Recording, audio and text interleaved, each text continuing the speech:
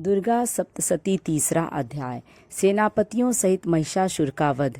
महर्षि मेधा ने कहा, महिषासुर की सेना नष्ट होती देखकर उस सेना का सेनापति चिक्षुर क्रोध में भर देवी के साथ युद्ध करने के लिए आगे बढ़ा।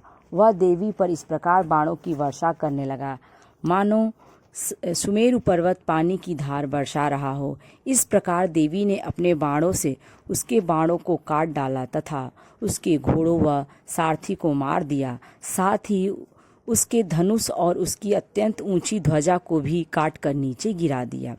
उसका धनुष कट जाने के पश्चात उसके शरीर के अंगों को भी अपने बाणों से बीध दिया।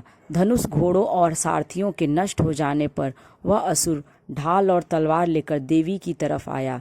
उसने अपनी तीक्ष्ण धार वाली तलवार से देवी के सिंह के मस्तक पर प्रहार किया और बड़े वेग से देवी की बाईं ओर भुजा पर वार किया, किंतु देवी की बाईं भुजा को छूते ही उस दैत्य की तलवार टूटकर दो टुकड़े हो गई।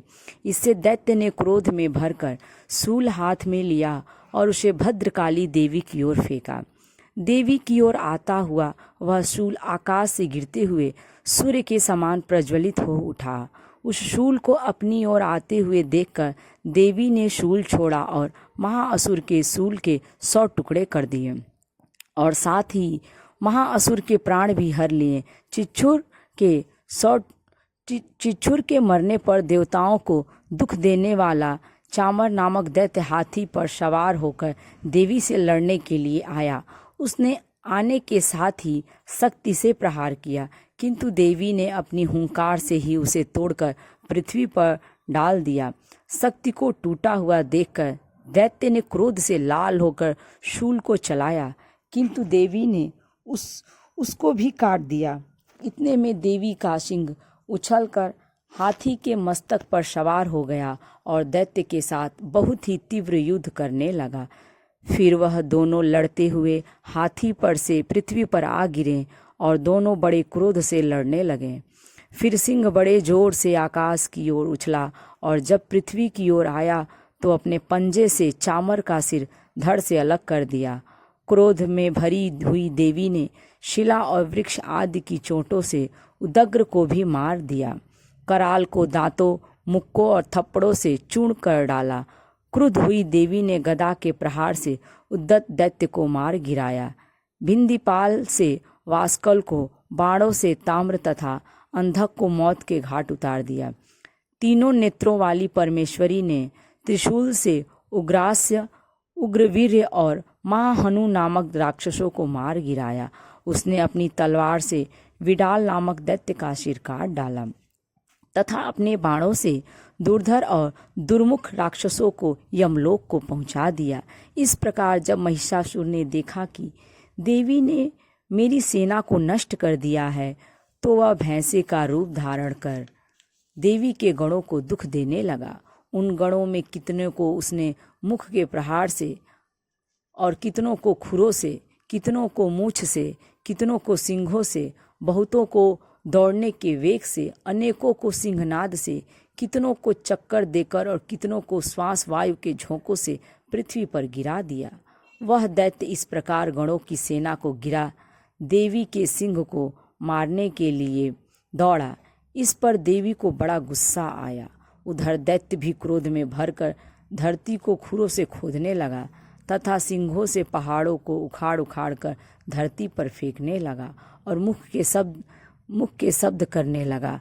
महिषासुर के वेग से चक्कर देने के कारण पृथ्वी क्षुब्ध होकर फटने लगी। उसकी मूछ से टकराकर समुद्र चारों ओर फैलने लगा। हिलते हुए सिंहों के आघात से मेघ खंड खंड हो गए और श्वास से आकाश में उड़ते हुए पर्वत फटने लगे। इस तरह क्रोध में भरे हुए राक्षस को देख चंडिका को भी क्रोध आ गया और वह उसे मारने के लिए क्रोध में भर गई। देवी ने पास फेंक दैत्य को बांध लिया और उसने बंध जाने पर दैत्य का रूप त्याग दिया और सिंह का रूप बना लिया। और ज्यों ही देवी उसका सिर काटने के लिए तैयार हुई कि उसने पुरुष का रूप बना लिया, जो कि हाथ में तलवार लिए हुए था। देवी ने तुरंत ही अपने बाणों के साथ उस पुरुष को उसकी तलवार ढाल सहित बीध डाला। इसके पश्चात वह हाथी के रूप में दिखाई देने लगा और अपनी लंबी सूंड से देवी के सिंग को खींचने लगा और गरजने लगा। देवी ने अपनी तलवार से उसकी सूंड काट डाली। तब राक्षस ने एक बार फिर भैंसे का रूप धारण कर लिया और पहले की तरह चर अचर जीवों सहित समस्त त्रिलोकी को व्याकुल करने लगा। इसके पश्चात क्रोध में भरी हुई देवी बारंबार उत्तम मधु का पान करने लगी और लाल लाल नेत्र करके हंसने लगी। उधर बलवीर तथा मद से क्रुद्ध हुआ दैत्य भी गरजने लगा। अपने सिंघों से देवी पर पर्वतों को फेंकने लगा। देवी अपने वाणों से उसके फेंके हुए पर्वतों को चूर्ण करती हुई बोली, ओ मूढ़, जब तक मैं मधुपान कर रही हूँ तब तक तू गर्ज ले, और इसके पश्चात मेरे हाथों तेरी मृत्यु हो जाने पर देवता गरजेंगे। महर्षि मेधा ने कहा। यो कहकर देवी उछलकर उस दैत्य पर जा चढ़ी। उसको अपने पैर से दबाकर शूल से उसके गले पर आघात किया। देवी के पैर से दबने पर भी दैत्य अपने दूसरे रूप से अपने मुख से बाहर होने लगा। अभी वह आधा ही बाहर निकला था कि देवी ने अपने प्रभाव से उसे रोक लिया। जब तक वह आधा निकला हुआ ही दैत्य युद्ध करने लगा तो देवी ने अपनी तलवार से उसका सिर काट दिया। इसके पश्चात सारी राक्षस सेना हाहाकार करती हुई वहां से भाग खड़ी हुई और सब देवता अत्यंत प्रसन्न हुए तथा ऋषियों महर्षियों सहित देवी की स्तुति करने लगे। गंधर्वराज गान करने लगे तथा अप्सराएं नृत्य करने लगी। इस तरह से तीसरा अध्याय पूर्ण हुआ। यदि वीडियो अच्छी लगी तो लाइक करें और यदि मेरे चैनल पर नए हैं तो इसे सब्सक्राइब करें।